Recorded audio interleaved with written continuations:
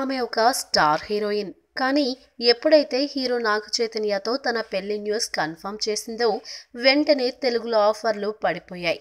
నాగార్జున గారి కోడలు కాబట్టి ఆఫర్లు కొందరు ఇవ్వట్లేదు.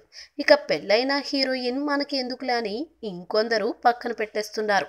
కానీ సమంత అండ్ చైతు అండ్ నాగ్ మాత్రం పెళ్ళైనా కూడా సమంత సినిమాల్లో నటించాలని కోరుకుంటున్నారు. ఇదంతా ఒకెత్తైతే ఈ మధ్యన ఎక్కువగా ఫ్యామిలీ ఈవెంట్స్ అండ్ ఫ్రెండ్స్ పార్టీల్లో తెగ మెరుస్తుంది సమంత.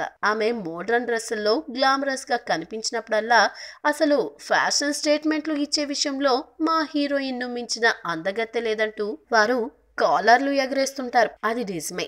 ఫ్యాషన్ విషయంలో తెలుగు హీరోయిన్లను కొత్త పుంతలు తొక్కించింది మాత్రం సమంత అనే చెప్పాలి. కాకపోతే అమ్మడు ఫ్యామిలీ ఈవెంట్లో అంటూ చీర కట్టుకుని వస్తుంది చూడండి, అప్పుడు మాత్రం 30 ఏళ్లకే వైరాగ్యం వచ్చినట్లు ఈ పెద్దరికం లుక్ ఏంటి శామ్ అంటూ ఫ్యాన్స్ ఫీల్ అవుతున్నారట. అదిగో మొన్న కూడా ఢిల్లీలోని ఒక ఈవెంట్ కు అలాగే హైదరాబాద్ లో మరో ఈవెంట్ కు సమంత అలా చీరలో మెరిసిపోయింది.